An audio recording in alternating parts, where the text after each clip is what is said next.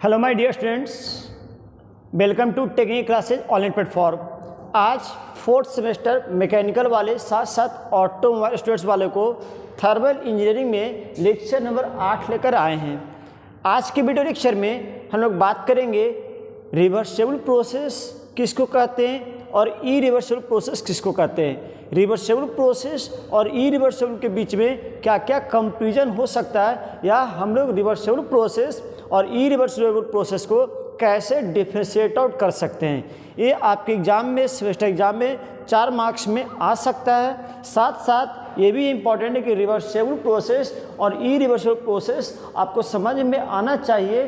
Thermodynamics subject को पढ़ने है तो आपको क्या करना होगा कि रिवर्सेबल और इरिवर्सेबल प्रोसेस क्या होता है इसके बारे में आपको ज्ञान होना चाहिए। साथ साथ अंडरस्टैंडिंग भी होना चाहिए कि रिवर्सेबल किसको कहते हैं और इरिवर्सेबल किसको कहते हैं। रिवर्सेबल प्रोसेस के कारण क्या सिस्टम सराउंडिंग पे इफेक्ट आएगा, उसी तरीके से इरिवर्सेबल प्रोसेस के कारण क्या सिस्टम सराउंडिंग पे इफेक्ट आएगा। जैसे कि मान लो कि किसी रूम में मान लें कि गैस क्या हो, किचन पे गैस है बाबू, हम वहाँ से क्या कि गैस को रिलीज़ किए, मतलब क्या सिलेंडर से क्या कि गैस क्या हो कि बाहर की ओर फैल गया, मतलब डिस्चार्ज की गैस। तो क्या उस वापस गैस जो पूरे रूम में फैल गया है, तो क्या उस वापस पूरे जो रूम में जो गैस फैला हुआ है, क्या आप उसको फिर से सिलेंडर के अंदर फिल कर पाते हैं? नहीं कर पाते हैं।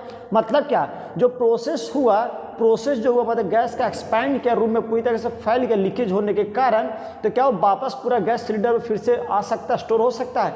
नहीं हो सकता। मतलब क्या, ये जो प्रोसेस हुआ वो केवल एक डिफरेंट डायरेक्शन में हुआ, वो वापस फिर से वो प्रोसेस हैपनिंग नहीं होगा, मतलब रिवर्स ऑर्डर में प्रोसेस कभी नहीं हो सकता।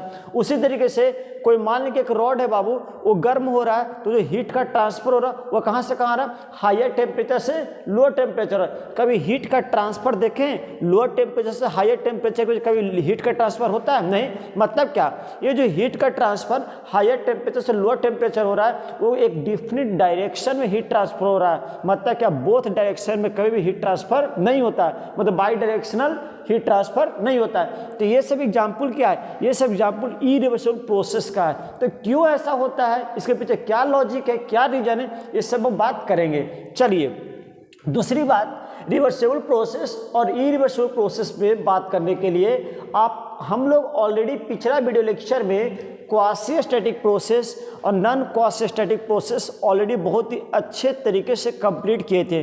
जो भी बच्चे अभी तक क्वासी और नॉन क्वासी वाले वीडियो को नहीं देखे हैं, वो क्या करें, सबसे पहले उस वीडियो को देखें, तभी आपको रिवर्सेबल और इरिवर्सेबल प्रोसेस के बीच में कंपैरिजन करने में बहुत ही आसानी होगा। तो जैसे कि जो बच्चे देख चुके हैं तो ऑलरेडी देख रहे हैं, क्वासी स्टैटिक या नॉन क्वासी का बात करें तो हम एक क्या कहते हैं, सिलेंडर लिए थे, वो पिस्टन था, उसके अंदर क्या था, गैस फिल था और बहुत सारे बेट लिए थे। क्या किए थे हम लोग कि एक एक करके सबसे पहले बेट को हटाया, तो पिस्टन क्या ऊपर की ट्रेवल किया और आखिरी का स्टॉपर से ऊपर क्या उससे टकराया, कॉन्टैक्ट में आया। लेकिन अगर उसी वेट को जो एक एक करके हटा रहे थे, अगर पूरे वेट को एक साथ हटा देते बाबू, तब क्या होता है कि जब प्रोसेस बहुत ही फास्ट होता है। तो जो दूसरा वाला जो प्रोसेस था, जब पूरी तरह से वेट एक बार में ही रिमूव कर दिए, तब उससे क्या हुआ कि पिस्टन ऊपर स्टॉपर में टकराएगा, भयानक टकराएगा, तो उसके कारण पिस्टन क्या हो, खराब हो सकता है बाबू, तो भयानक कोलिजन होगा। तो मतलब एक तरीके से क्या है, नॉन क्वासी स्टैटिक प्रोसेस है। लेकिन वही अगर पहले वाले में बात करें कि जिसमें हम क्या देखे थे, जो पिस्टन था बाबू, मतलब क्वासी स्टैटिक प्रोसेस क्या था कि जो वेट हटा रहे थे, एक एक करके हटा रहे थे, तो मतलब ऊपर जो पिस्टन ऊपर जब मूव करेगा और स्टॉपर से टकराएगा तो उतना ज़्यादा हैवी कोलिजन नहीं होता है, मतलब समय क्या ले रहा है, बहुत ही ज़्यादा ले रहा है। इसको क्या बोलते हैं, क्वासी स्टैटिक प्रोसेस बोलते थे। उसी तरीके से अच्छा मान लीजिए कि आप जैसे पहला बेट हटाए तो पिस्टन कुछ और ऊपर की तरफ गया, आप चाहते हैं कि नहीं हम वापस पिस्टन फिर इनिशियल पोजिशन पर लेकर चले आएँ, तो जिस बेट को हटाएं उसी बेट को फिर अगर हम उस पर रख दें तो वापस पिस्टन क्या हो जाएगा, इनिशियल स्टेट में आ जाएगा कि नहीं आ जाएगा बाबू? आ जाएगा। क्यों आ जाएगा? क्योंकि जितना भी हैपनिंग हो रहा है वो इक्विलिब्रियम के अंदर हो रहा है। मतलब क्या, हर एक पॉइंट पे जो प्रॉपर्टीज ऑफ सिस्टम है, वो टेम्परेचर की बात करें, प्रेशर बात करें, वो सभी क्या बाबू यूनिफॉर्म है। मतलब क्या कि वो अगर कोई प्रोसेस, अगर कोई प्रॉपर्टी अगर यूनिफॉर्म होता है प्रोसेस के दौरान, तो हम उसको क्या बोलते हैं, इक्विलिब्रियम बोलते हैं। क्या बोलते हैं? इक्विलिब्रियम बोलते हैं। तो मतलब क्या, क्वासी स्टैटिक प्रोसेस में प्रोसेस को उसी डायरेक्शन में क्या रिवर्स कर सकते हैं बाबू। तो जरा समझना, उसी के आधार पर हम लोग रिवर्सेबल और इरिवर्सेबल की बात करते हैं। तो रिवर्सेबल प्रोसेस नाम ही क्या है, रिवर्सेबल, मतलब जो कि रिवर्स हो सके। रिवर्स का मतलब क्या है, क्या मान लीजिए हम ऐसे जा रहे हैं, तब जिस पाथ से आगे जा रहे हैं उसी पाथ से अगर वापस लौट जाएं तो मतलब क्या, वो प्रोसेस रिवर्सल प्रोसेस कहलाएगा। लेकिन इरिवर्सल प्रोसेस में जिस पाथ से हम आगे गए उस पाथ से वापस नहीं लौट सकते हैं, मतलब तो वो क्या कहलाएगा, इरिवर्सल प्रोसेस कहला सकता है बाबू। तो रिवर्सेबल प्रोसेस क्या होता है कि a thermodynamic process is said to be reversible. कोई भी थर्मोडायनेमिक प्रोसेस को हम रिवर्सेबल बोल सकते हैं if it can be reverse. Reverse का मतलब बाबू कि उसी जिस डायरेक्शन में गए उसी डायरेक्शन में वापस उसके अपोजिट में क्या हो जाए बाबू, वापस आ जाए, तो उसको क्या होता है, रिवर्स।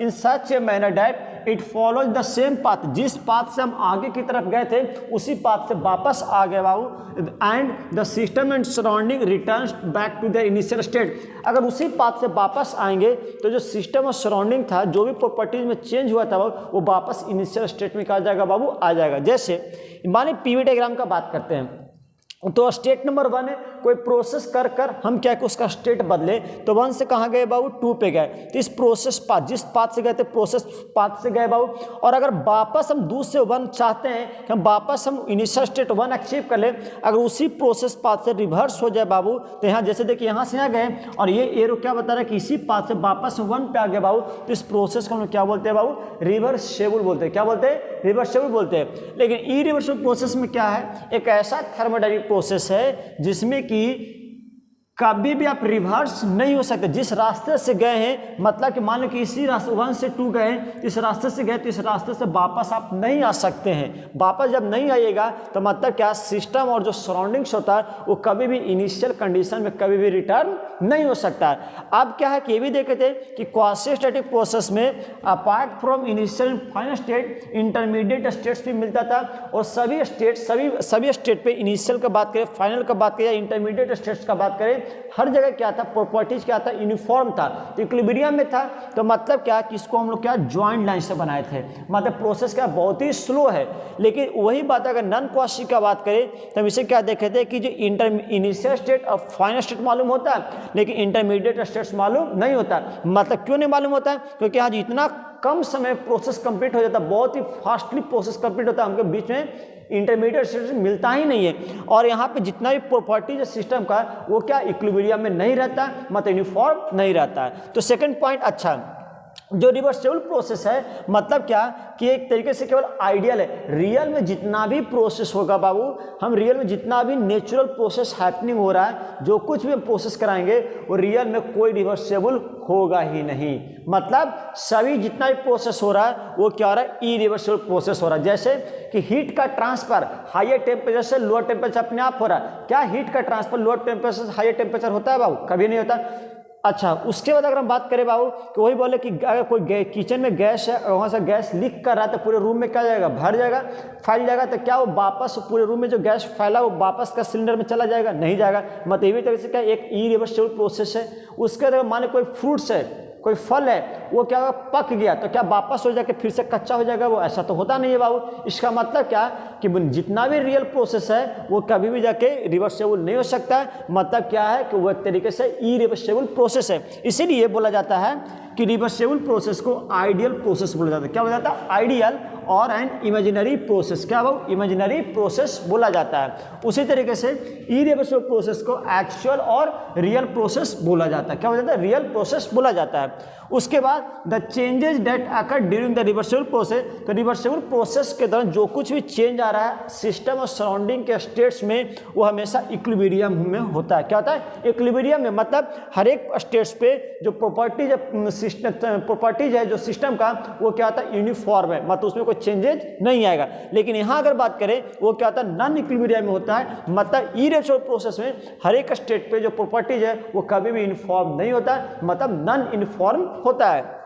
उसके बाद जो हम देखे थे क्या कि जो रिवर्सेबल प्रोसेस होता है बहुत ही स्लोली होता है, very very very very slowly. ये केवल आप एज्यूम कर सकते कोई प्रोसेस स्लोली हो, लेकिन ये प्रोसेस क्या बहुत ही फास्टली है। जैसे कि मान लो कि इस रूम में हमें क्या करना है कि 100 किलो जूल हीट ऐड करना, लेकिन इस रूम का टेम्परेचर अगर क्या 27 डिग्री सेल्सियस है तो हम हीट अगर ऐड किसी में करते हैं तो क्या होता है, उस रूम का टेम्परेचर बढ़ जाएगा। लेकिन हमें हीट 100 किलो हीट ऐड तो करना है, लेकिन हमें टेम्परेचर को नहीं बढ़ाना है। मतलब कि जो इनिशियल है वही बाद में जब 100 किलो हीट रूम में ऐड कर दें तो भी फाइनल टेम्परेचर भी 27 डिग्री सेल्सियस ही रहे। तो उसका एक ही उपाय है, क्या उपाय है कि जो 100 किलो हीट जो ऐड कर रहे हैं वो 100 किलो हीट आप क्या करें, डेली 0.0001 ग्राम ऐड किए, फिर दूसरा दिन 0.001 ग्राम ऐड किए, फिर तीसरा दिन ऐसे करते करते करते 100 बरस में हम क्या किए, 100 किलो जूल हीट रूम में हम क्या किए, ऐड किए। तो आप तो कहिएगा ना कि हम इस प्रोसेस तो किए, हम 100 किलो जूल हीट इस रूम में ऐड किए, लेकिन ये कितना समय लिया, 100 बरस। तो 100 इतना स्लोली प्रोसेस क्या पॉसिबल है? नहीं है। तो मतलब वही क्या है कि जो प्रोसेस होता है बहुत ही स्लोली होता है। तो एक्चुअल में कोई भी प्रोसेस रिवर्सेबल नहीं होता है बाबू। मतलब एक्चुअल में जब भी जाके कोई प्रोसेस होगा तो कभी भी जाके सिस्टम को प्रॉपर्टीज हर एक स्टेट पे इन्फॉर्म नहीं रहेगा। लेकिन हम लोग मानते हैं इन्फॉर्म मानते हैं क्योंकि रिवर्सेबल प्रोसेस हम लोग इसको मानकर चलते हैं, क्योंकि इसलिए मानते हैं कि हम लोग को पढ़ने में क्या आसानी हो।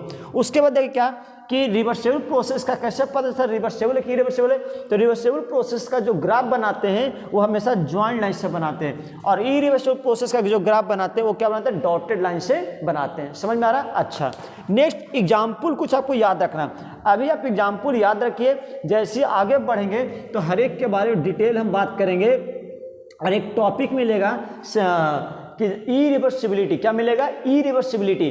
किसके कारण इरिवर्सिबिलिटी आता है, क्यों होता है, ये सब के बारे में डिटेल में बात करेंगे। लेकिन अभी क्या करिए आप कि एग्जाम्पल क्या करिए, याद कर लीजिए। अभी क्या मान लीजिए कहीं वो कोई दो सॉलिड ऑब्जेक्ट है, रिलेटिव मोशन में, वहाँ पर अगर फ्रिक्शन मौजूद नहीं है तो क्या होगा, वो जो हैपनिंग हो रहा है वो क्या रिवर्सिबल प्रोसेस है। लेकिन एक्चुअल में बताओ क्या फ्रिक्शन को कंप्लीटली खत्म कर सकते हैं? नहीं कर सकते हैं। तो मतलब क्या कि रियल में कोई रिवर्सिबल प्रोसेस होता ही नहीं है। दूसरा एग्जाम्पल, फ्रिक्शनलेस एडियाबैटिक एक्सपेंशन और कंप्रेशन ऑफ फ्लूइड। अब क्या होता है एडियाबैटिक एक्सपेंशन और कंप्रेशन क्या होता है ये हम पढ़ाएंगे बाद में, लेकिन अभी आप केवल क्या करिए एग्जाम्पल याद रखिए। अच्छा, कोई स्प्रिंग है उसको एक्सपैंड किए, छोड़ दिए, वापस आ गया बाबू इनिशियल स्टेट में। कोई स्प्रिंग है कंप्रेस किए, फोर्स को हटा दिए, फिर से क्या हो गया बाबू कि वापस आ गया। लेकिन उसी स्प्रिंग को अगर बहुत ही हाई वैल्यू ऑफ फोर्स अगर उसको क्या करें, खींच दें, इलोंगेट कर दे और छोड़ देते, क्या पूरा इनिशियल स्टेट क्या अचीव कर पाएगा? नहीं। उस स्प्रिंग में कुछ ना कुछ इलोंगेशन परमानेंट रह जाएगा कि नहीं रह जाएगा? रह जाएगा। तो वो जो वापस जो इनिशियल स्टेट स्प्रिंग जो क्या कर अचीव कर रहा है वो केवल स्मॉल वैल्यू ऑफ फोर्स के अंदर ही क्या बाबू अप्लाई होता है। समझ में आ रहा है? तो रियल में ऐसा कुछ होता नहीं है। रियल में हमेशा स्प्रिंग्स में कुछ ना कुछ परमानेंट डिफॉर्मेशन आ जाता है। उसके बाद अगर इरिवर्सिबल प्रोसेस का एग्जाम्पल का बात करें तो फ्री एक्सपेंशन। फ्री एक्सपेंशन क्या होता है पूरा डिटेल में पढ़ना है बाबू। अभी केवल आप एग्जाम्पल याद करिए, अभी कुछ नहीं समझ में नहीं आएगा तो फ्री एक्सपेंशन डिटेल में हम आगे क्या करेंगे, पढ़ाई करेंगे। उसका थ्रोटलिंग, थ्रोटलिंग क्या होता है ये भी बात करेंगे आगे हम। उसका डिफ्यूजन प्रोसेस, डिफ्यूजन क्या होता है ये भी बात करेंगे। रिलेटिव मोशन विद फ्रिक्शन, आप कोई फ्रिक्शन अगर मौजूद है वहाँ पर रिलेटिव मोशन होता है, क्या होता है एनर्जी का लॉस होता है। एनर्जी का लॉस हो रहा मतलब क्या, इरिवर्सिबिलिटी, इरिवर्सिबल प्रोसेस के अंदर आता है। उसके बाद कंबशन, कोई भी फ्यूल को आप जलाएं तो क्या वापस उस फ्यूल को फिर से प्राप्त कर लेते हैं क्या जलने के बाद? नहीं। तो मतलब एक तरीके से क्या इरिवर्सिबल प्रोसेस है। तो ये क्या है बाबू, रिवर्सिबल प्रोसेस और इरिवर्सिबल प्रोसेस के बीच में क्या डिफरेंसेज है, कंपेरिजन है। आपके एग्जाम में क्वेश्चन आ सकता है तो इसको आपको क्या करना, अच्छे से पढ़ाई करना है बाबू। साथ साथ इसको पढ़ने के सबसे पहले क्वासिस्टैटिक और नॉन क्वासिस्टैटिक प्रोसेस को आपको अच्छे तरीके से पढ़ लेना होगा बाबू। और जब भी आगे हम थर्ड बात करेंगे तो हम क्वासी और नॉन क्वासिस्टैटिक को प्रोसेस को लेकर ही हम लोग क्या करेंगे, बात करेंगे। दूसरा बात, कुछ क्वासिस्टैटिक प्रोसेस रिवर्सिबल प्रोसेस होता है, सभी क्वासिस्टैटिक प्रोसेस रिवर्सिबल नहीं होता, इस बात को याद रखना है। लेकिन इतना अभी जोड़ नहीं देना, ये आगे हम जोड़ देंगे।